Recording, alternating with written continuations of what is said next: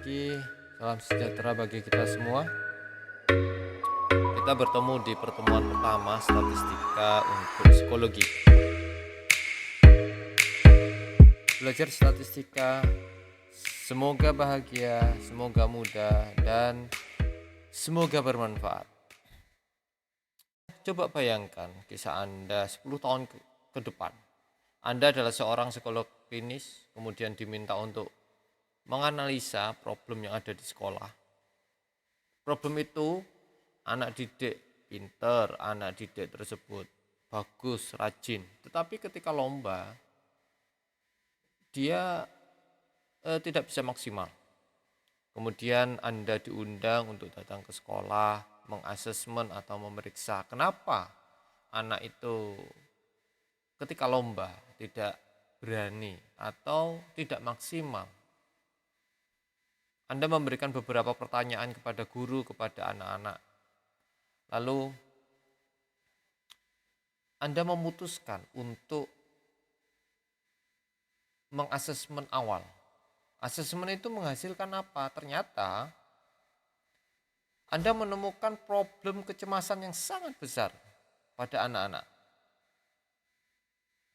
Problem itu kemudian Anda sampaikan kepada guru dan Anda mengajukan beberapa intervensi atau penanganan untuk mengatasi permasalahan itu.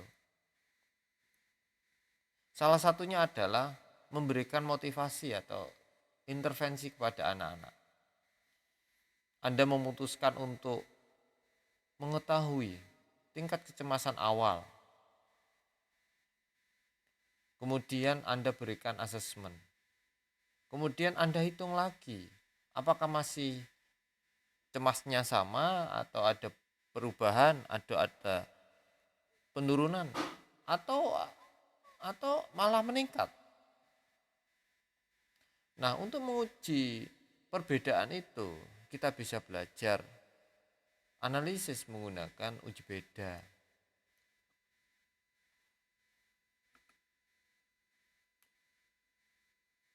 Yang kedua, jika seandainya teman-teman adalah psikolog pendidikan, Anda diminta untuk memprediksi apakah keberhasilan belajar ditentukan oleh tes potensi akademik, tes prestasi belajar, atau motivasi belajar, atau minat.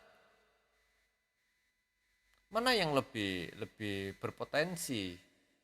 Mana yang lebih besar potensinya yang mampu mempengaruhi keberhasilan belajar? Anda membagikan tes asesmen keempat tes ini untuk menguji apa? Memprediksi keberhasilan belajar. Lalu Anda menganalisis dengan regresi. Salah satu cara melihat prediksi mana yang paling besar. Mana yang paling besar mempengaruhi atau pengaruh terbesar terhadap keberhasilan belajar. Atau semuanya tidak gitu kan. Berarti ada variabel psikologi baru.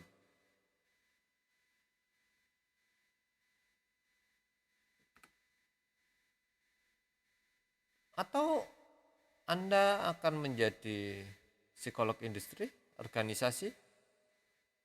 Anda diminta untuk menganalisis seberapa tinggi kebahagiaan para karyawan di sebuah perusahaan. Kemudian Anda menganalisis. Dengan analisis sederhana menggunakan survei dan Anda mendeskripsikan kemudian menyampaikan pada pimpinan Anda atau kepada HRD-nya.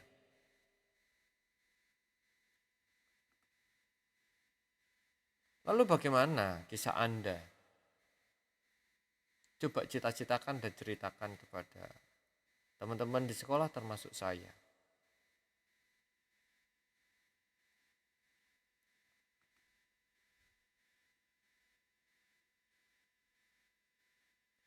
Statistika itu apa gitu kan? Kalau kita melihat psikolog klinis tadi membutuhkan analisis data. Psikolog industri atau pendidikan juga sama, membutuhkan data berupa angka.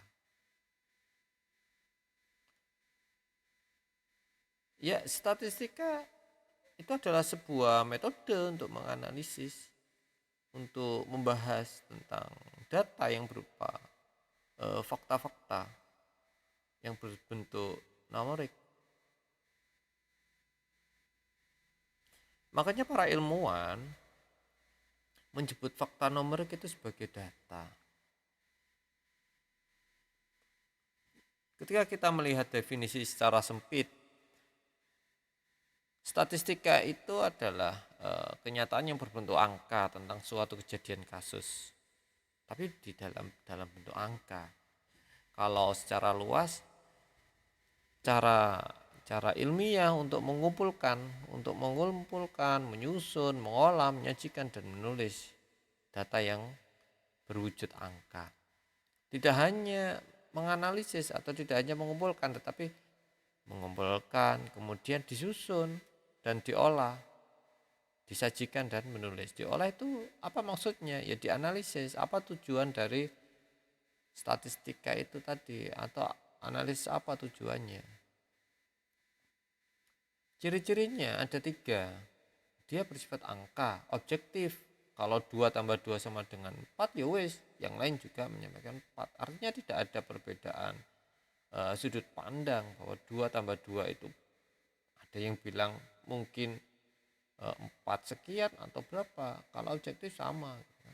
Kemudian bersifat universal. Artinya apa? Statistika di psikologi dan statistika di ekonomi, di ilmu politik, ilmu kedokteran itu sama, bersifat universal. Kalau landasan kerjanya begini, statistika kita akan menemukan banyak variasi-variasi data. Ya seperti jenis kelamin, tinggi badan, jenis sekolah, lulusan, akan menemukan banyak variasi, makanya nanti akan ketemu yang namanya variabel. Kemudian variasi itu kita ambil sampel atau ambil contohnya. Contohnya, ibarat masakan kita akan ambil 1 sendok untuk melihat apakah masakan itu sudah sesuai atau belum. Untuk apa? Untuk mengeneralisasi. Kalau sudah sesuai di 1 sendok itu berarti kan semua sudah sesuai. Nah itu cara kerjanya salah satunya. Dengan beberapa syarat dan ketentuan ya. Sama halnya ketika teman-teman juga diminta untuk menganalisis di sebuah perusahaan gitu kan, menganalisis kebahagiaan gitu kan karyawan. Kemudian teman-teman mencari sampel atau mencari responden, nggak semuanya gitu kan, responden. Nah untuk mengeneralisir, oh ternyata di perusahaan ini bagaimana kebahagiaannya gitu kan, bagus atau bagaimana. Tujuan statistika sendiri ada 4. Yang pertama untuk mendeskripsikan keadaan tertentu dalam bentuk angka, kemudian menjelaskan lebih lanjut lagi apa dari tujuan yang pertama, untuk apa, apakah untuk mendeskripsikan, apakah untuk menjelaskan, apakah untuk melihat atau analisis uji beda gitu kan antara sebelum dan sudah intervensi, atau melihat eksperimen gitu kan, melihat analisis secara eksperimen gitu kan, melihat perbedaan, atau untuk melihat prediksi gitu kan. Nah ini kalau untuk memprediksi ada sendiri, data statistik itu dapat digunakan untuk memprediksi kejadian tertentu di masa yang akan datang. Coba bayangkan ketika teman-teman diminta untuk memprediksi, jadi Anda akan menganalisis awal, kemudian loh 1 bulan lagi kok beda ya gitu kan, kecemasannya kok naik gitu kan, wah ini kalau tidak segera diintervensi akan naik lagi tingkat kecemasannya, akan mempengaruhi keberhasilan belajar. Itu untuk memprediksi. Akhirnya apa? Untuk mengontrol. Yes, kalau gitu, kalau sudah cemasnya jangan sampai tinggi, kemudian kita kontrol dengan intervensi gitu kan, jangan sampai tinggi agar tidak terpengaruh akademiknya. Jenis variabel statistik ada univariat, bivariat, multivariat. Univariat itu satu variabel, kemudian bivariat ada dua variabel, multivariat itu banyak variabel. Nah, berdasarkan bentuk ada variabel fisik seperti tinggi badan, jumlah saudara, gitu kan, jenis kelamin, urutan lahir, gitu kan. Kalau variabel psikis seperti optimisme, motivasi, kecerdasan, self esteem, kemudian kebahagiaan, kepuasan pelanggan, nah semacam itu dan lain-lain. Seperti berdasarkan kategorisasi, gitu kan? Berdasarkan kategorisasi gini, ada variabel diskrit atau untuk klasifikasi. Ini seperti jenis kelamin, berarti laki-laki sama perempuan. Program studi, apakah psikologi, apa fakultas ekonomi, apakah fakultas kedokteran, apa yang lain, atau kepribadian, Hippocrates gitu kan, apakah menggunakan kepribadian apa gitu. Variabel kontinum, nah seperti nilai rapot, tinggi badan, kepercayaan diri, kepribadian, ini sudah ada proses pergerakan atau pengukuran sebelumnya. Nah, ini jenis data, ada data nominal, itu kategori atau pengelompokan, kemudian data ordinal atau perbedaan tingkatan data. Data interval, klasifikasi data atau kedudukan suatu data. Ada data rasio. Jenis data. Kalau secara waktunya, jenis data itu bisa cross section, data yang dikumpulkan dalam suatu periode tertentu, seperti menggambarkan keadaan atau kegiatan pada periode tertentu. Kemudian data time series, data itu diambil dari waktu ke waktu, 5 menit, 2 menit sekali, atau 1 jam kemudian, kayak gitu. Nah, jenis data menurut sumbernya ada data internal, itu langsung seperti ini ya, ujian. Kalau data eksternal kita bisa pakai pihak ketiga. Nah, jenis statistika, ada statistika deskriptif, ada statistika inferensial. Statistika deskriptif itu untuk menjelaskan atau menggambarkan keadaan apa adanya. Tidak ada hipotesa tertentu yang kita ajukan. Kita akan menggambarkan seperti frekuensi, berapa kali, berapa banyak, berapa persen, berapa variasinya, kemudian di letak data gitu. Kemudian statistika diferensial, menarik simpulan suatu keadaan hipotesa. Saya mengajukan hipotesa, terdapat prediksi, ini contohnya, terdapat prediksi minat terhadap keberhasilan belajar gitu kan. Nah, saya mengajukan hipotesa itu dan saya harus membuktikan bahwa hipotesa saya diterima, itu kan berdasarkan teori yang sebelumnya kita ketahui atau kita review. Nah, statistika inferensial ada dua, ada statistika parametrik, ini harus SNK atau ada semacam aturan yang berlaku, ada ketentuan yang harus dipenuhi, ada syarat dan ketentuan khusus bahasanya. Kalau tidak ada atau tidak terpenuhi, harus menggunakan statistika non parametrik. Nah, ini uji statistika dasar ya.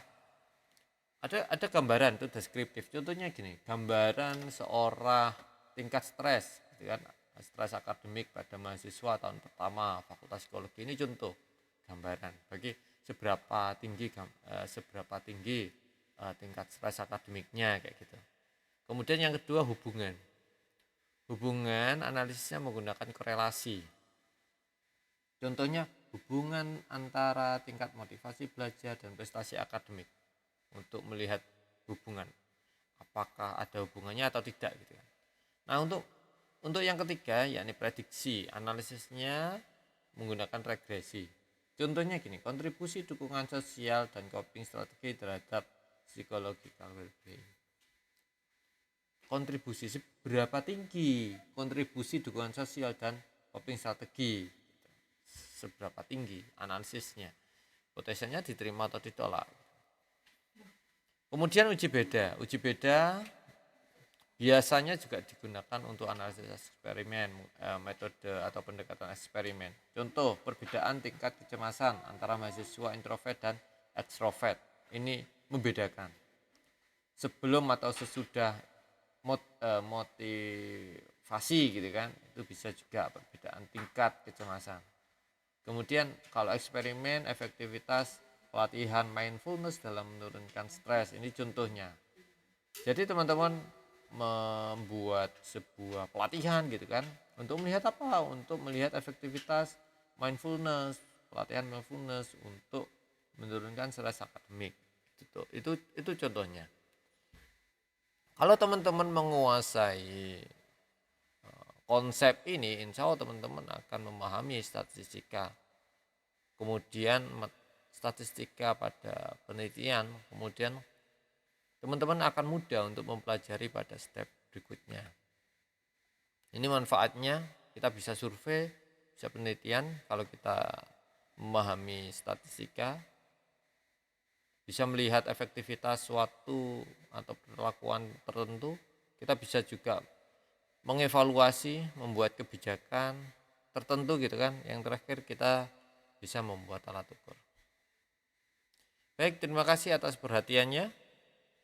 Sampai jumpa di video-video berikutnya. Silakan simpan, share, dan